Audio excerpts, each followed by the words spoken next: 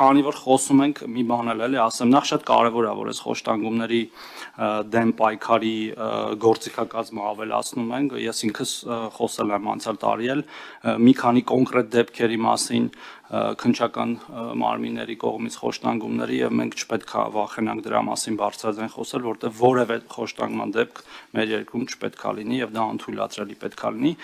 բայց նաեւ արդյունքը օգտագործելով ես առաջարկում եմ նաեւ հետաքրքրված մեր падգամավորներին, ով որ մեզ նաեւ կլսի, զբաղվել նաեւ կալանավորված անձանց բժշկական օգնության եւ սպասարկման ծառայություններ, որտեղ այնտեղ է լուրջ խնդիրներ ունենք, օրինակ ես ուզում եմ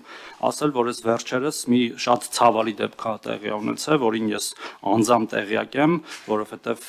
գործընկերոջ երեխայի մասին է խոսքը եղել, 20 տարեկան կալանավոր է մահացել քրեակատարողական ծառայության հիվանդանոցում, մահվան դիագնոզն եղել է պոլիօրգանային անբավարարություն, դա մոտավորապես նշանակում է, որ այդ երեխուն ըստ էության 20 տարեկան ոչ մի բուժօգնություն չեն ցուցաբերել, ինքը պարզապես պառկած մահացել է։ Սա շատ կարևոր թեմա է, գիտեմ, որ մարդու իրավունքների պաշտպանն է անդրադարձել, բայց մենք պետքա խոսալուց բացի նաև ինչ-որ բան անենք այնտեղ, որտեղ այս վիճակը անկախ նրանից այդ մարդիկ դատապարտված են, կալանավորված են, նրանք մեր քաղաքացիներ, մեր պաշտպանության ներքո պետքա լինեն։ Այս է ուզում ասել, շնորհակալություն։